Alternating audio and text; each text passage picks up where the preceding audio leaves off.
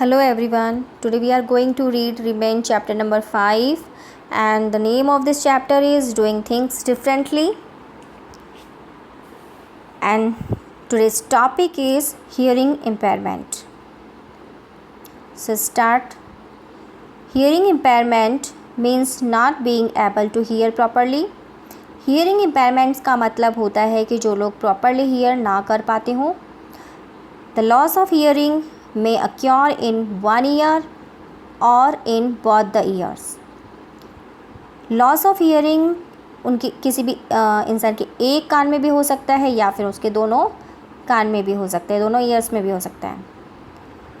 Hearing impairments may be caused by different reasons like age, birth, defect, infections or injury, being exposed to too loud noise etc. Hearing impairments के काफ़ी सारे reasons होते हैं, काफ़ी सारे कारण होते हैं, जैसे कि उनकी एज, बर्थ, डिफेक्ट, इन्फेक्शन या फिर कोई इंजरी हो या फिर बहुत तेज़ नॉइज़ की वजह से हो. Some people have weak hearing. कुछ लोगों की हियरिंग बहुत वीक होती है. They are called hard of hearing. उन्हें हार्ड ऑफ हियरिंग कहा जाता है. People with partial hearing impairments use hearing aid. जिन्हें सुनने में कुछ प्रॉब्लम होती है, वो कम्प्लीटली ऐसा नहीं है कि कम्प्लीटली उन्हें सुनाई नहीं देता, उन्हें क्लियर नहीं सुनाई देता है, ऐसे लोग हियरिंग एड का यूज़ करते हैं.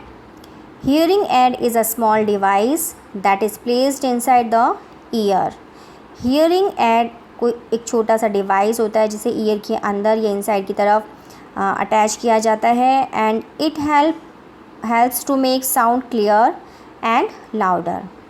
और इस डिवाइस की वजह से साउंड क्लियर और लाउडर होता है. There are others who can not hear at all. वहीं दूसरी तरफ ऐसे लोग जिन्हें बिल्कुल सुनाई नहीं देता. People who are unable to hear are often unable to speak. ऐसे लोग जिन्हें सुनने में प्रॉब्लम होती है, जो सुन नहीं पाते हैं, वो नॉर्मली ऐसे होते हैं जिन्हें उनको बोलने में भी दिक्कत आती है, यानी जिन्हें सुनाई नहीं देता वो क्लियर बोल भी नहीं पाते. Hearing disability make it difficult for them to learn spoken language. Hearing जो डिसेबिलिटी होती है उसकी वजह से उन्हें कोई भी लैंग्वेज स्पोक करने में भी बहुत सारी डिफ़िकल्टीज़ फेस करनी पड़ती है. They use sign language to communicate. वे कम्युनिकेट करने के लिए साइन लैंग्वेज का यूज़ करते हैं. Sign language use hand movements instead of spoken words to communicate. Sign language में हैंड्स के मूवमेंट होते हैं इसके बजाय कि वो वर्ड्स यूज़ करें. जैसे कि हम आपस में बात करने के लिए अपने वर्ड्स यूज़ करते हैं, बातें करते हैं, लेकिन जिन्हें सुनाई नहीं देता या जो वो बोल नहीं पाते हैं उन लोगों के लिए साइन लैंग्वेज होती है और इसमें वो अपने हैंड्स पोस्चर या फिर हैंड्स के मूवमेंट्स करते हैं कम्युनिकेट करने के लिए. Next, differently abled people. Those who are unable to use one or more of their senses or body parts are called differently abled. ऐसे लोग जो एक या उससे ज़्यादा सेंस ऑर्गन्स या फिर बॉडी पार्ट्स को यूज़ करने में अनेबल हों उन्हें डिफरेंटली एबल पीपल कहा जाता है. They are called so because they can do things not like us but in different ways. इन्हें डिफरेंटली एबल इसलिए कहा जाता है क्योंकि वो सब काम करते हैं बट वो हमारी जैसे नॉर्मल इंसान की जैसे नहीं करते, एक डिफरेंट वेज में वर्क करते हैं, इसलिए उन्हें डिफरेंटली एबल पीपल कहा जाता है. There are many examples of people with different type of challenges who have achieved great success in life. काफ़ी सारे ऐसे एग्जाम्पल्स हैं लोगों के जिन्हें काफ़ी सारे चैलेंजेस के साथ में वो हैं, जहाँ काफ़ी फिज़िकली चैलेंजेस उनके साथ में है, लेकिन फिर भी उन्होंने अपनी लाइफ में ग्रेट अचीवमेंट करी है, ग्रेट सक्सेस उन्होंने पाई है.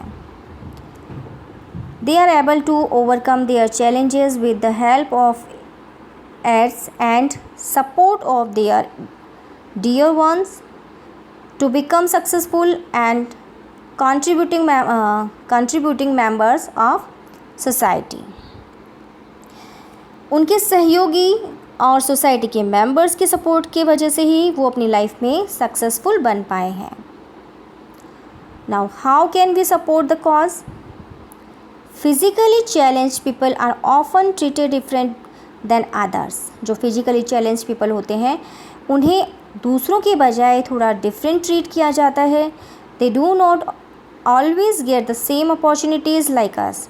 उन्हें कभी भी हमारी जैसे अपॉर्चुनिटीज़ नहीं मिलती हैं। We should treat them same as others. हमें उनके साथ में उन्हें वैसे ही ट्रीट करना चाहिए जैसे हम दूसरों को करते हैं। And encourage them to succeed in life. और उन्हें अपनी लाइफ में सक्सेसफुल होने के लिए इनकरेज करना चाहिए। They are as capable and as determined as any one of us.